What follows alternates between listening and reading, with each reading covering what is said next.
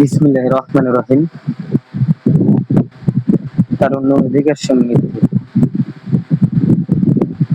সম্মানিত ভিউয়ার্স, আপনারা যে যেখান থেকে দেখছেন সকলকে জানাই বাংলাদেশ যুব অধিকার পরিষদ নওগাঁ জেলা শাখার পক্ষ থেকে সংগ্রামী সালাম। আসসালামু আলাইকুম। আমি আশা করছি আপনারা সকলে ভালো আছেন, সুস্থই আছেন। আমি এটাও আশা করবো আগামী দিনগুলোতে আপনারা ভালো থাকবেন, সুস্থ থাকবেন।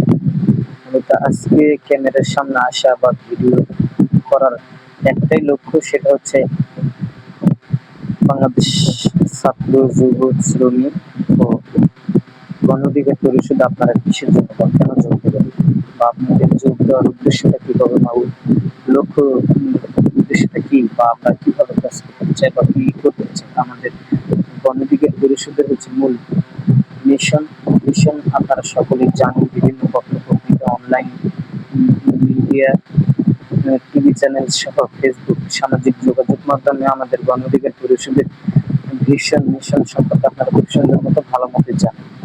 তো আমরা আগামী দিনগুলোতে এইভাবে কাজ করে যাব। আমাদের লক্ষ্য উদ্দেশ্য হচ্ছে এটাই। আমাদের লক্ষ্য উদ্দেশ্য একটাই, সেটা হচ্ছে বাংলাদেশ স্বাধীনতা সার্বভৌমত্ব রক্ষায়, দেশের মানুষের অধিকার আদায়ে, দেশের সার্বিক পরিস্থিতির জাতীয় স্বার্থ রক্ষায় আমরা গণ অধিকার পরিষদ হাজার মানুষের দরকার নেই, 5,000 মানুষের দরকার নেই, কোটি কোটি মানুষের দরকার নেই। যারা দেশকে ভালোবাসেন, যারা দেশের মানুষকে ভালোবাসেন, যারা সুস্থ, সুন্দর প্রকৃত অর্থে সোনার বাংলা বিনির্মাণ করতে ইচ্ছুক, তাদের জন্যই আমাদের মূলত গঠিত হয়েছে গণ অধিকার পরিষদ তথা ছাত্র যুব শ্রমিক ও পেশাজীবী অধিকার পরিষদ। খুব রিসেন্টলি গঠন হবে ইনশাল্লাহ নারী অধিকার পরিষদ।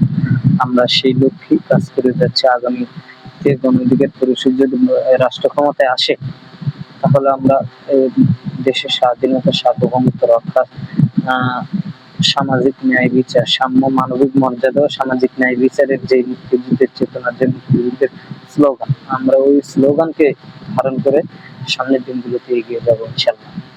শুধু তাই নয়, আমাদের স্লোগান আছে, আমাদের লক্ষ্য উদ্দেশ্য মিশন সবকিছু সম্পর্কে আপনাদের জানা আছে, বা না জানা না থাকলে জেনে নেবেন। ধন্যবাদ সবাইকে, ভালো থাকবেন, আল্লাহ হাফেজ।